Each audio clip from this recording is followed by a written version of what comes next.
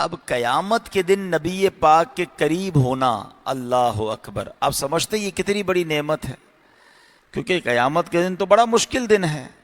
آج ہم سب پیاسے ہیں اور ابھی افطار میں کچھ دیر باقی ہے، حالانکہ موسم گرم نہیں ہے، مگر پھر بھی پیاس لگ رہی ہوگی، پھر بھی کمزوری محسوس ہو رہی ہوگی۔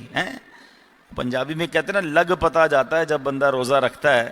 حالانکہ 12 گھنٹے کا آج کل کراچی میں تو بڑا آسان روزہ ہے، ہم نے تو وہ رمضانیں بھی گزاری جب 7:30 پونے 8 جا کے افطار ہوتا تھا، اب تقریباً 6:30 بجے کے آس پاس افطار ہو جاتا ہے، مگر پھر بھی ہمیں فیل ہوتا ہے، ٹھیک ہے نا، پورا دن گھر میں بیٹھے، گرمی میں نہ بھی نکلے پھر بھی روزہ پتہ چلتا ہے۔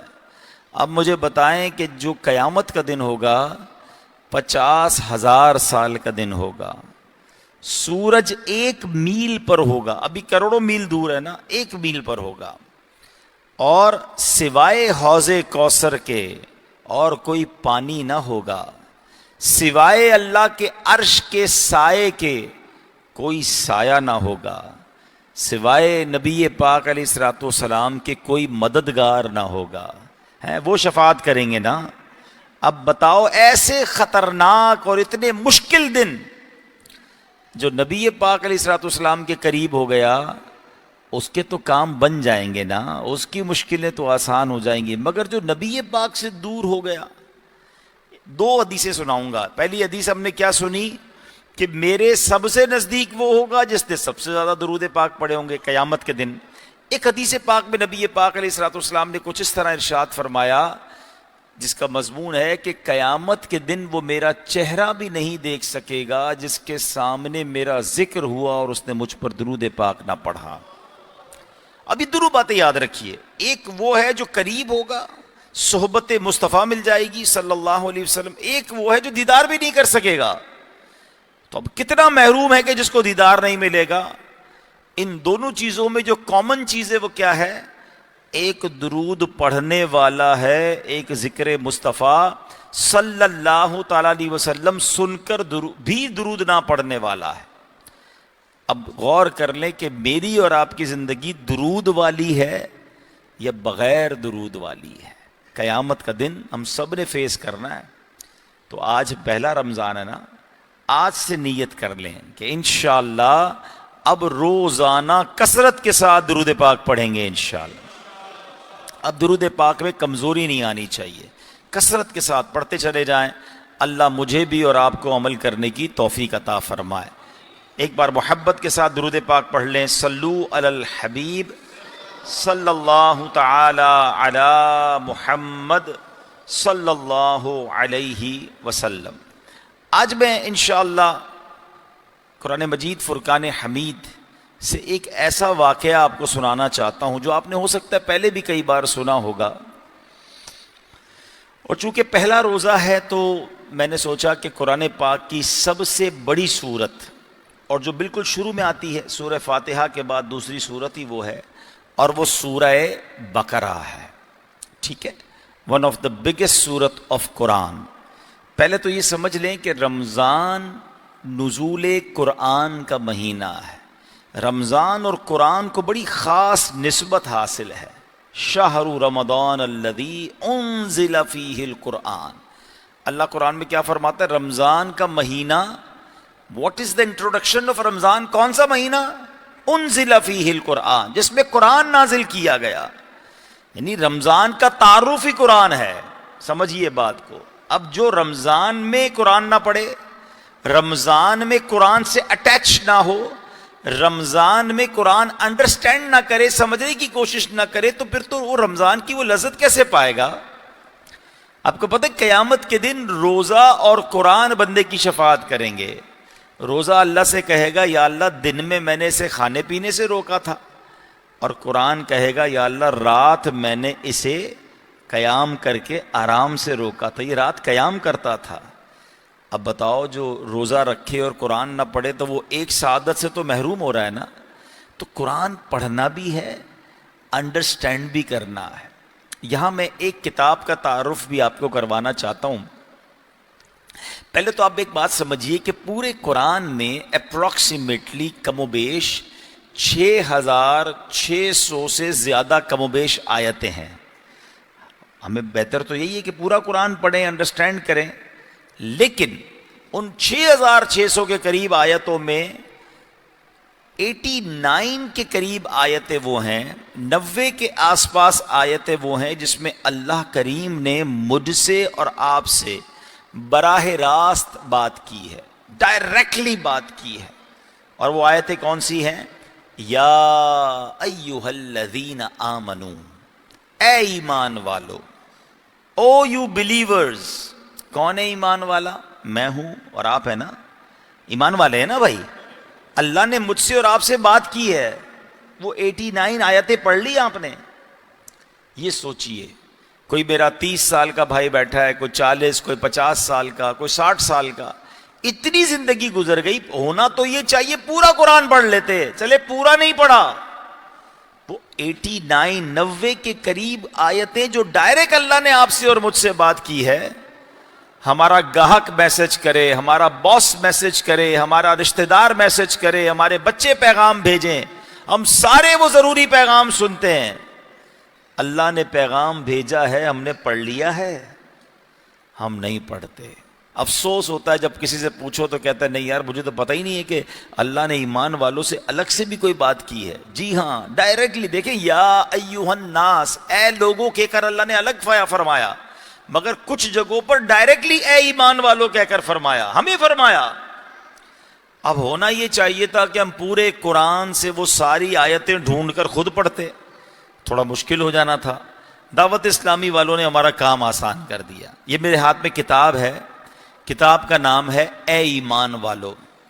میں آپ سب کو مشورہ دوں گا رمضان میں یہ کتاب ضرور لے لیں. اور جو لوگ تحفے بانٹتے ہیں نا، رشتہ داروں کو کوئی مٹھائیاں بھیج رہا ہے، کوئی سوئیاں بھیج رہا ہے، کوئی پتہ نہیں کیا بھیج رہا ہے، ٹھیک ہے، کھانے پینے کا اپنا انداز ہے، مگر میرا مشورہ ہے کہ یہ کتاب تحفے میں بھیجیں.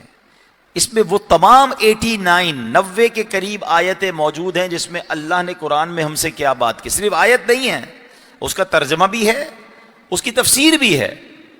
تو میری گزارش یہ ہے یہ کتاب خرید لیں، ورنہ دعوت اسلامی .net پہ ہو سکتا ہے یہ ڈاؤن لوڈ کے لیے اویلیبل ہو، ڈاؤن لوڈ کر لیں. مکتبۃ المدینہ تو فون کر کے بھی منگوایا جا سکتا ہے. خود پڑھیں. اب روز کی اگر آج سے کوئی شروع کر دے نا کہ آج سے میں 3 آیتیں پڑھوں گا، ترجمہ بھی پڑھوں گا، تفسیر بھی پڑھوں گا، 15 منٹ لگیں گے، مگر کیا ہوگا؟ رمضان ختم ہوگا، آپ کی پوری 90 آیتیں 89 آیتیں ہو جائیں گی. آپ اسی رمضان کے بعد یہ کہہ سکیں گے کہ میں نے وہ آیتیں پڑھ لی ہیں جو اللہ نے مجھ سے بات کی ہے. تسلی ہوگی نا یار. پھر عمل کرنا اور بات ہے، ایٹ لیسٹ پڑھ تو لو. وہ بھی ٹائم نہیں ہے ہمارے پاس. تو امید کرتا ہوں کہ اللہ کرے لائیو بھی مجھے سننے والے سن رہے ہیں. یہ بڑی کمال کی کتاب ہے، اسے پڑھیں، حاصل کریں، تقسیم کریں اور علم حاصل کریں. اب میں آج آپ کو قرآن پاک کی سورہ بقرہ کا جو مین واقعہ ہے وہ سنانا چاہتا ہوں. بقرہ کہتے ہیں گائے کو، ٹھیک ہے. عربی میں بقرہ یہ وہ والا بقرہ نہیں ہے جو ہم اردو میں بقرہ کہتے ہیں. یہ قاف کے ساتھ با قاف را ہا، بقرہ، اس کے معنی ہے گائے. اب اتنی بڑی قرآن کی سورت اور اس کا نام گائے کے نام پہ کیوں رکھا گیا؟ یہ بڑی کمال کا واقعہ، اللہ کی قدرت کا شاندار اس میں نظارہ ہے. اور یہ کون سی گائے تھی؟ یہ دنیا کی سب سے مہنگی گائے تھی. The most expensive cow in this world, یہ وہ والی گائے تھی. ماجرا کیا ہوا کہ بنی اسرائیل میں ایک بڑا نیک اور صالح بزرگ تھے. ان کا ایک بچہ تھا جو نابالغ تھا. اب اس بزرگ کے پاس، اس نیک بندے کے پاس مال میں فقط ایک چھوٹی سی بچھیا تھی، ابھی بڑی گائے نہیں بنی تھی، ایک بچھیا تھی. ان بزرگ نے کیا کیا کہ دیکھا بچہ چھوٹا ہے، سنبھال نہیں سکے گا. ایک جنگل میں گئے اور اللہ کی بارگاہ میں دعا کی کہ اے اللہ یہ گائے میں تیرے سپرد کرتا ہوں، جب بیٹا بڑا ہو جائے تو اے امانتوں کو سنبھالنے والے میرے بیٹے کو یہ گائے واپس لوٹا دینا. اللہ کے بھروسے وہ گائے اس نے جنگل میں چھوڑ دی کہ میں تیری امانت میں دیتا ہوں. کچھ دنوں کے بعد ان کا انتقال ہو گیا. بچہ ابھی چھوٹی عمر تھی. اب تھوڑے عرصے کے بعد وہ بچہ بڑا ہو گیا، جوان ہو گیا. تو اس کی ماں نے کہا کہ بیٹا تمہارے والد نے تمہارے لیے ایک امانت چھوڑی اللہ کی بارگاہ میں، جاؤ اور جا کر جنگل کے پاس جا کر دعا کرنا تو انشاءاللہ وہ تمہیں جو ہے وہ مل جائے گی گائے واپس. بچہ تھا بڑا نیک، اس کی روٹین کیا تھی کہ وہ ماں کی بڑی خدمت کرتا تھا، وہ سارا دن لکڑیاں کاٹتا تھا جنگل سے، اور اس نے اپنی کمائی کے 3 حصے کیے ہوئے تھے۔ وہ کیا کرتا تھا کہ 1/3 1/3 اللہ کی راہ میں صدقہ کرتا تھا، 1/3 اپنی ماں کو دے دیتا تھا، یعنی تیسرا حصہ، اور 1 حصہ اپنی ذات پہ خرچ کرتا تھا۔ اور رات کے بھی 3 حصے کیے تھے، 1 حصہ عبادت کرتا تھا، 1 حصہ آرام کرتا تھا، اور 1 حصہ ماں کی خدمت کرتا تھا۔ دن تو سارا دن لکڑیاں کاٹتا تھا، نیکوکار بھی تھا، صدقہ بھی کرتا تھا۔ اب جب اس نیک بچے کو ماں نے کہا نا کہ بیٹا جاؤ جنگل میں اور جا کر اللہ سے دعا کرو تو تمہیں گائے مل جائے گی، تو دعا کیا کرنی تھی؟ اے ابراہیم اور اسماعیل اور حضرت اسحاق علیہ السلام کے خدا، تو میرے باپ کی سونپی ہوئی امانت مجھے واپس دے دے۔ اور اس بچیا کی نشانی یہ ہے کہ وہ پیلے رنگ کی ہے، ماں کہتی ہے، اور اس کی خال اس طرح چمک رہی ہوگی گویا سورج کی کرنیں اس سے نکل رہی ہیں۔ سن کر لڑکا جنگل میں گیا، جا کر دعا مانگی، ایسا ہی ہوا ایک گائے دوڑتی ہوئی اس کے پاس آ گئی، بڑا خوش گھر لے آیا۔ ماں نے کہا بیٹا اب ایسا کرو، بازار میں جاؤ اور بازار میں اس کو 3 دینار میں فروخت کرنا، لیکن کسی گاہک کو میرے مشورے کے بغیر مت دینا۔ وہ بچہ بازار میں گیا، ایک گاہک آیا، اس نے کہا کتنے کی دینی ہے؟ تو کہا 3 دینار کی۔ کہا نہیں، میں تمہیں 3 دینار سے زیادہ دوں گا مگر تم کسی سے مشورہ مت کرو، گائے مجھے دے دو۔ وہ کہتا نہیں، ماں سے وعدہ کیا ہے، ماں کے مشورے کے بغیر تو تمہیں گائے نہیں دے سکتا۔ تو اس نے کیا کیا؟ واپس آیا، ماں کو کہا میں ایک بندہ آیا تھا، پیسے زیادہ دے رہا تھا مگر کہتا تھا مشورہ نہ کرو۔ تو ماں نے کہا بیٹا مجھے وہ فرشتہ معلوم ہوتا ہے، تم دوبارہ جاؤ اسی سے پوچھو بیچوں کہ نہ بیچوں۔ یہ بچہ پھر گیا اور جا کر اس نے اس سے مشورہ کیا کہ آپ ہی بتا دیں میں یہ گائے سیل کروں، بیچوں یا نہ بیچوں؟ تو اس نے کہا بیچنا نہیں، واپس جاؤ اپنے پاس رکھو، کچھ لوگ تمہارے پاس آئیں گے اس گائے کو لینے کے لیے، تم نے اس گائے کی قیمت یہ طلب کرنی ہے کہ اس کے چمڑے میں، یعنی جتنا اس کا وزن ہے نا، اس چمڑے میں جتنا گوشت ہے وہ نکال لیں، اس پورے چمڑے میں سونا بھر کر دو گے تو گائے دوں گا۔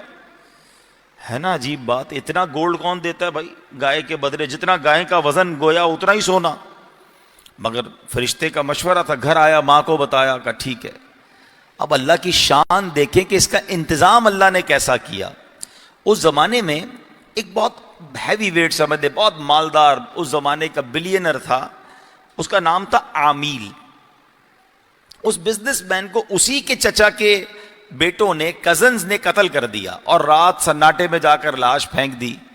صبح ہوئی تو اب قاتل کی تلاش شروع ہوئی کہ کس نے مار دیا اتنے بڑے آدمی کو، ہیں؟ اب کوئی قتل کا سراغ ہی نہ ملے۔ ڈھونڈتے ڈھونڈتے یہ لوگ پھر حضرت موسیٰ کے پاس آئے۔ حضرت موسیٰ کا ایکچولی وہ زمانہ تھا، تو حضرت موسیٰ سے آ کر کہا کہ وہ اتنے بڑے جو بزنس مین تھے، اتنے بڑے تاجر تھے، مالدار تھے، اس کو کسی نے مار دیا ہے، ہمیں پتہ نہیں چل رہا قاتل کون ہے۔ تو حضرت موسیٰ نے کہا اچھا ایسا کرو کہ ایک گائے ذبح کرو، اس کی دم یا زبان اس لاش پر مارو، وہ لاش خود ہی کھڑے ہو کے بتا دے گی کہ مجھے کس نے مارا ہے۔ سمپل فارمولا حضرت موسیٰ علیہ السلام نے دے دیا تھا کہ گائے ذبح کر کے اس کی دم یا اس کی زبان اس لاش پر مارو تو یہ کھڑی ہو جائے گی اور اپنا قاتل کا پتہ بتائے گی۔ اب میں یہاں تھوڑا سا بریک لیتا ہوں، میں آپ سب کے چہرے دیکھ رہا ہوں، ماشاءاللہ مسجد بھری ہوئی ہے، آپ سب بڑی توجہ سے مجھے دیکھ رہے ہیں، everybody is going very interesting, سب کو مزہ آ رہا ہے کہ یار یہ واقعہ کیا ہے، آگے کیا ہوگا۔ تو یہی تو قرآن ہے، غور سے پڑھیں تو ایسے 100 سے زیادہ واقعات ہیں۔ لوگ پتہ نہیں کون کون سی کہانیاں پڑھ رہے ہیں، بچوں کو پڑھا رہے ہیں، بھائی اپنے بچوں کو بٹھا کر قرآن کے واقعات سناؤ نا۔ اب سنو کیا ہوا، اس قوم نے ڈائریکٹلی حضرت موسیٰ کا حکم مانتے اور جا کے گائے ذبح کرتے، ان کا مسئلہ حل ہو جانا تھا۔ انہوں نے کہا نہیں ہمیں بتائیں گائے کیسی ہو۔ اب یہ پورا واقعہ قرآن اگر آپ سورہ بقرہ پڑھیں گے نا، وہ سوال کرتے گئے، حضرت موسیٰ کو جواب دیتے گئے کہ اس کا کلر یہ ہوگا، وہ دکھنے میں ایسی ہوگی، اس پر کسی نے سواری نہیں کی ہوگی۔ وہ کہتے حضور اور بتائیں، وہ پوچھتے گئے، آپ جواب دیتے گئے۔ وہ کہتے ہیں کمپیوٹر پہ اگر آپ سرچ کریں تو ایک ہوتی ہے نیرو سرچ، جب آپ اس پہ ڈالتے رہتے ہیں کہ مجھے یہ بھی چاہیے، یہ بھی چاہیے، یہ بھی چاہیے، تو وہ جا کے کمپیوٹر جا کر کسی ایک چیز کو جا کر بتاتا ہے کہ پھر پوری دنیا میں بھائی یہیں سے ملے گی۔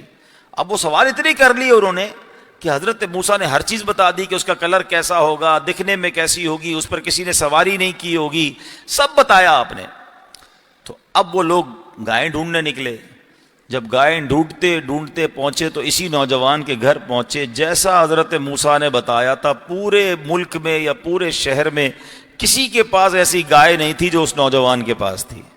کہا ہمیں دے دو. کتنے میں دو گے؟ نارمل سودا تھا نا. کہتے جتنا اس گائے کا وزن ہے نا، اس کے چمڑے میں سونا بھر کے دو گے تو تمہیں دوں گا. حیران ہو گئے. مگر وہ آدمی بہت بڑا تھا، اس کے قاتل کو تلاش کرنا تھا. گائے یہی تھی، باقی کوئی تھی نہیں. سونا اتنا دیا اور گائے خریدی. اس کی زبان یا دم اس لاش پر ماری تو لاش نے کھڑے ہو کر بتا دیا کہ میرے چچا کے بیٹوں نے ہی مجھے قتل کیا ہے. بہرحال اس کو بھی پکڑ لیا گیا اور جو مقدمہ آگے چلا. مگر اس پورے قرآنی واقعے سے جو سیکھنے کو ملا، جو میرا ٹاپک ہے آج کا، وہ ٹاپک کیا ہے کہ قرآن کے اس واقعے سے سبق کیا مل رہا ہے. پہلے ہی سب سے بڑی سورت ہے، سیکنڈ سورت آف قرآن اور دا بگیسٹ سورت آف قرآن میں قرآن میسج کیا دے رہا ہے. دو تین باتیں بڑی کمال کی ہیں. پہلی بات تو یہ سیکھنے کو مل رہی ہے کہ ماں کی خدمت ہے، ماں کی دعا، اپنے والدین کے ساتھ جو اچھا سلوک کرتا ہے اللہ اسے کیسے نوازتا ہے. ایک چھوٹی سی گائے تو تھی، مگر اللہ نے اس گائے کی برکت سے اس بندے کو بلینر بنا دیا. اس زمانے کا کتنا بڑا مالدار بن گیا. وجہ کیا تھی؟ ماں راضی تھی. تو پتہ یہ چلا کہ ماں باپ کی دعائیں ساتھ ہوں تو غریب کو بھی اللہ بہت زیادہ مال و دولت اور دنیا کی عزت عطا فرما دیتا. اور ماں باپ جس کے ناراض ہوں، ہم نے دیکھا ہے کہ بندہ اربوں پتی ہو، کروڑوں پتی ہو، برباد ہونے میں دیر نہیں لگتی ہے. پہلی بات قرآن کا یہ پیغام لے کر جاؤ کہ زندگی میں ہر چیز پیسہ نہیں ہوتی. دنیا والوں کے لیے ٹائم، ماں کے لیے ٹائم نہیں، والد کے لیے ٹائم نہیں. اس بچے نے کیا کیا تھا؟ 3 حصے کیے اپنے ٹائم کے. ایک حصہ آرام کرتا، ایک حصہ عبادت کرتا، اللہ کی بارگاہ میں بھی حاضر ہوتا تھا، اور ایک حصہ ماں کو دیتا تھا. پیسے کے حصے کس طرح کیے؟ 3 حصے کیے. ایک حصہ اللہ کی راہ میں، ایک حصہ اپنی ذات پر، ایک حصہ ماں پر خرچ کرتا تھا. آج کا نوجوان ماں باپ کو کہتا ہے پیسے میرے آپ کے تھوڑی ہیں، میں نے کمائے ہیں، کتنے دوں آپ کو، بار بار مانگتے ہو. یہ نہ کرنا.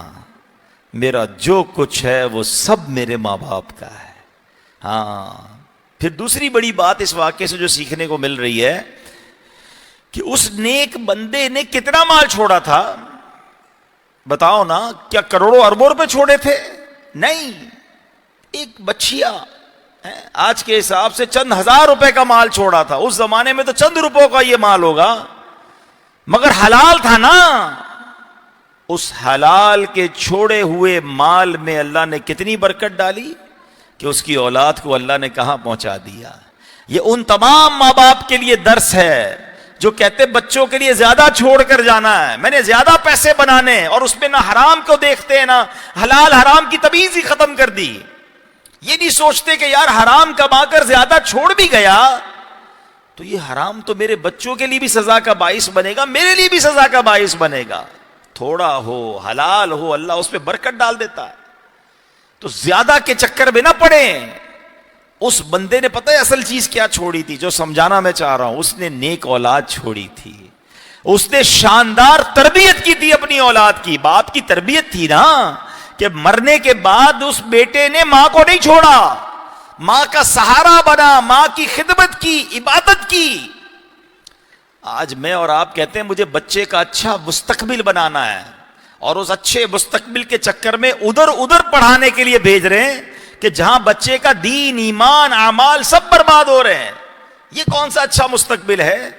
پہلے تو ہم بیرون ملک کے اسکول کالجز کے واقعات سنتے تھے کہ بھائی بیرون ملک میں کوئی بچہ جاتا ہے تو معاذ اللہ اعمال بھی برباد، دین کے معاملات بھی بڑے خراب ہو جاتے ہیں. بڑا ڈر لگتا ہے کہ یار کیوں بھیج رہے ہو کافروں کے ملکوں میں. مگر اب تو جو ہمارے تعلیمی اداروں کا حال ہو گیا، آئے دن آپ خبریں سن رہے ہیں. میں کسی کا نام نہیں لیتا، پچھلے دنوں سوشل میڈیا پہ واقعہ بڑا مشہور ہوا نا کہ 2 دوستوں نے نشہ کرنے کے معاملات اور پتہ نہیں لڑکی کے معاملات تھے کیا تھے، ایک نے ایک کو جلا دیا. اور یہ پہلی بار نہیں ہوا ہے، ہر تھوڑے دنوں بعد. آپ یہ کون ہوتے؟ اسکول کالج کے پڑھنے والے. کہاں سے یہ نشہ مل رہا ہے؟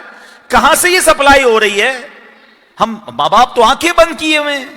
آج تو نہ جانے بھائی میرا بیٹا فلاں کالج فلاں یونیورسٹی میں جا رہا ہے, کدھر جا کر پڑھ رہا ہے یا بگڑ رہا ہے, اس کی صحبتیں کیا ہیں.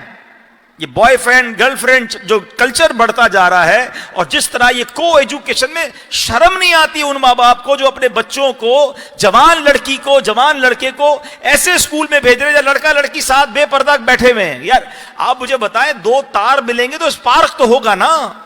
آپ سوچ نہیں رہے اب کیا کر رہے ہیں اپنی اولاد کے ساتھ, ان کی آخرت کے ساتھ بھی کھیل رہے ہیں. خدا کے واسطے سب سے بڑی دولت یہ ہے کہ میں دنیا سے جاؤں تو میرا بچہ نیک ہو, میرا بچہ نمازی ہو, میرا بچہ دیندار ہو. اس سے بڑا کوئی آپ نے سمجھ لے وراثت نہیں چھوڑی ہے. آپ اربوں روپے چھوڑ کے جائیں اور اولاد ہی نیک نہیں ہے, شرابی ہے, بعد اللہ برے کام کرنے والی ہے, وہ سارے آپ کے پیسوں کو عیاشی میں لٹا کے برباد کر دیں گے. اور آپ کو اللہ نہ کرے کہیں قبر میں بھی مارنا پڑے. سب سے پہلے توجہ اس بات پر دیں, بہترین مال یہ ہے کہ ہم اپنی اچھی اولاد کی تربیت کریں. تھوڑے سے پہلے بھی میرا یہاں بیان تھا, میں نے ایک جملہ کہا تھا, کچھ نہ کر سکو نا تو کم از کم اپنے بچے کو 5 وقت کا نمازی بنا دینا. ہوگا کیا کہ میرا بیٹا 5 وقت رکوع اتحیات کے عالم میں قبلہ رو باوضو ہو کر ہر روز کئی بار اللہ کی بارگاہ میں یہ دعا کرے گا, ربنا اغفر لی ولوالدی وللمؤمنین یوم یقوم الحساب. یہ اصل سرمایہ ہے نا کہ میں مر جاؤں میری اولاد روز باوضو ہو کر اللہ کی بارگاہ میں میرے لیے دعا کرے. مگر آج دنیا کے بہت سارے معاملات سکھانے ہیں, ہمیں دین نہیں سکھانا ہے. تو یہ سورہ بقرہ کا پیغام ہے کہ اچھی تربیت چھوڑی, اللہ نے تھوڑے مال کو بڑھا دیا. حلال چھوڑا, اللہ نے اس تھوڑے حلال میں بہت ساری برکت ڈال دی. بچے نے ماں کا ادب کیا, اللہ کریم نے اس ماں کی دعاؤں کی برکت سے بچے کو کہاں سے کہاں پہنچا دیا. تو اے میرے پیارے اسلامی بھائیوں, قرآن کی سب سے بڑی سورت پکار کر یہ پیغام دے رہی ہے کہ حلال کمانا ہے, بچوں کی اچھی تربیت کرنی ہے. اور بچوں کے لیے پیغام اس صورت میں یہ ہے کہ کبھی اپنے ماں باپ کو نہیں ستانا ہے, اپنی ماں باپ کی دعائیں لینی ہیں. تمہیں انشاءاللہ آخرت کے دنیا اور آخرت میں ترقی سے کوئی نہیں روک سکتا. اللہ کریم سے میں دعا کرتا ہوں کہ مولا کریم ہمیں اپنے ماں باپ کی خدمت کرنے کی توفیق عطا فرمائے. اللہ کریم ہمیں روزانہ کچھ نہ کچھ قرآن پڑھنے کی توفیق عطا فرمائے. تو آج نیت کریں انشاءاللہ کہ آج پہلا روزہ ہے, آج سے انشاءاللہ آخری رمضان تک روزانہ پابندی سے قرآن پڑھیں گے بھی اور سمجھیں گے بھی انشاءاللہ. اللہ پاک عمل کرنے کی توفیق عطا فرمائے. اب انشاءاللہ افطار کا وقت قریب ہے, تو افطار سے پہلے انشاءاللہ ہم دعا کریں گے. صلو علی الحبیب. یا الہی ہر جگہ تیری عطا کا ساتھ ہو, جب پڑے مشکل شہ مشکل کشا کا ساتھ ہو. یا الہی نام اعمال جب کھلنے لگے, عیب پوشے خلق ستارے خطا کا ساتھ ہو. الحمدللہ رب العالمین والصلاة والسلام على خاتم النبیین یا ارحم الراحمین یا ارحم الراحمین یا ارحم الراحمین. یا ربنا یا ربنا یا ربنا یا ربنا یا ربنا یا اللہ یا رحمان یا رحیم. اللہم ربنا آتنا فی الدنیا حسنة وفی الآخرة حسنة وقنا عذاب النار وقنا عذاب القبر وقنا عذاب الحشر وقنا حساب المیزان. اے رب کریم ہم سب کا جمع ہونا اپنی بارگاہ میں قبول فرما. ہم سب کے تمام صغیرہ کبیرہ گناہوں کو معاف فرما، ہمارے ماں باپ کی، نبی پاک علیہ الصلوۃ والسلام کی ساری امت کی بخشش فرما۔ اے کریم ہمیں نیک بنا دے، پرہیزگار بنا دے، ہمارے آج کے روزے کو اپنی بارگاہ میں قبول فرما لے۔ اے اللہ پورا رمضان ایسی صحت دے، ایسی ہمت دے، سارے روزے رکھنے میں کامیاب ہو جائیں، ساری تراویحاں بلکہ ساری نمازیں ہمیں با جماعت ادا کرنے کی توفیق عطا فرما۔ اے اللہ افطار کا وقت ہے، ہر روز افطار کے وقت 10 لاکھ گناہگار بخشے جاتے ہیں، میرے مولا آج بخشے جانے والوں میں ہم سب کا نام لکھ دے، ہمارے ماں باپ کا نام لکھ دے، ہمارے بھائی بہنوں کا نام لکھ دے، ہمارے بیوی بچوں کا نام لکھ دے۔ اے اللہ نبی پاک کی ساری امت کی بخشش فرما دے۔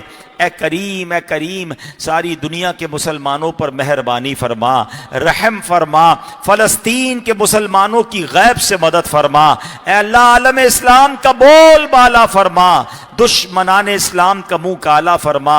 اے رب کریم جن بھائیوں نے، جن لوگوں نے یہ مسجد بنائی ہے، اس کو آباد کر رہے ہیں، اے اللہ ان کو دنیا اور آخرت کی برکت عطا فرما۔ جن مرحومین کے ایصال ثواب کے لیے مسجد بنی ہے، اے اللہ ان کو جنت میں اعلیٰ محل عطا فرما۔ اللہم ربنا تقبل منا انک انت السمیع العلیم وتب علینا یا مولانا انک انت التواب الرحیم وافوض امری الی اللہ ان اللہ بصیر بالعباد لا الہ الا انت سبحانک انی کنت من الظالمین۔ آئیے مل کر آیت کریمہ کا ورد اس نیت سے کرے، افطار کا وقت ہے۔ اے اللہ حضرت یونس نے مچھلی کے پیٹ میں تجھے پکارا، اے اللہ تو نے انہیں مچھلی کے پیٹ سے نجات عطا فرمائی۔ آج ہم بھی مشکلوں میں پھنسے ہوئے ہیں، انہی الفاظ کے ذریعے تجھے پکار رہے ہیں۔ اے اللہ ہماری مشکلیں آسان کر دے، ہماری بیماریاں دور کر دے، قرض داریاں دور کر دے۔ جو جس پریشانی میں ہے مولا آج پہلے افطار کے موقع پر خوشی کا موقع ہے، ہماری وہ پریشانی دور فرما۔ مل کر پڑھیں گے لا الہ الا انت سبحانک انی کنت من الظالمین، لا الہ الا انت سبحانک انی کنت من الظالمین، لا الہ الا انت سبحانک انی کنت من الظالمین۔ ببرکۃ ان اللہ وملائکتہ یصلون علی النبی یا ایہا الذین آمنوا صلوا علیہ وسلموا تسلیما۔ صلی اللہ علی النبی الامی وآلہ صلی اللہ علیہ وسلم صلاۃ و سلاما علیک یا سیدی یا رسول اللہ۔ جب دم واپسی ہو یا اللہ، سامنے ہو روضہ رسول اللہ، اور لب پہ ہو لا الہ الا اللہ محمد الرسول اللہ۔